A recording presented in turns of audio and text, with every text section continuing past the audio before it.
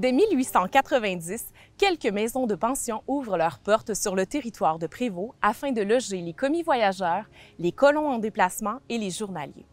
Toutefois, c'est avec le développement du chemin de fer et l'implantation d'arrêts à Shawbridge et à Lesage que le tourisme prend de l'ampleur. Plusieurs hôtels et auberges sont alors construits sur le territoire et des citoyens transforment leur résidence en maisons de pension. Certains, comme Hormidas Morin, louent des chalets aux familles de villégiateurs. Les trois secteurs, soit Prévost, Shawbridge et Lesage, accueillent des touristes durant toutes les saisons.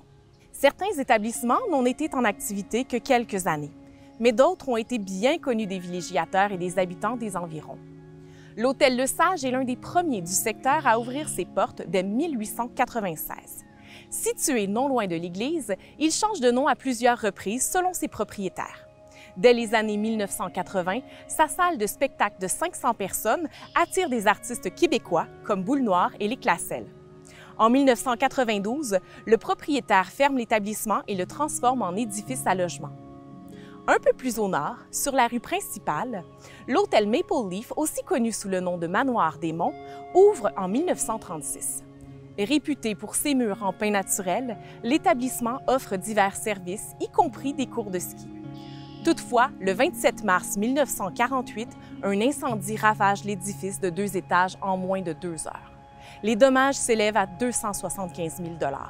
Seuls vestiges de l'hôtel, la piscine et le terrain de tennis sont maintenant utilisés comme infrastructure municipale. De l'autre côté de la rivière, à la sortie du pont-chat, 2 maisons de pension se font face, le Riverside House et le Bridge House. Leur proximité avec les salles de danse de Bichinski et Hammerman, 2 marchands du secteur, en font des emplacements de choix pour les touristes. Les occupants du Bridge House peuvent aussi profiter des terrains de tennis et des chaloupes mis à leur disposition. À Shawbridge, à 2 pas de la gare, l'hôtel Montcassin ouvre ses portes durant la première moitié du 20e siècle.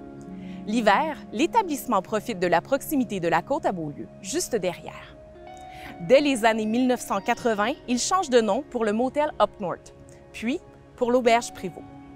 Vers la fin des années 1990, des emplacements de restauration comme le bar 52 y sont logés, mais pour une courte durée puisqu'en 1999, l'édifice est démoli pour permettre la construction du faubourg de la station.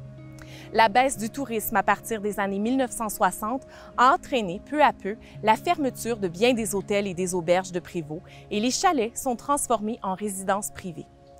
Aujourd'hui, il ne reste que peu de vestiges de ces établissements qui ont vu passer bien des touristes.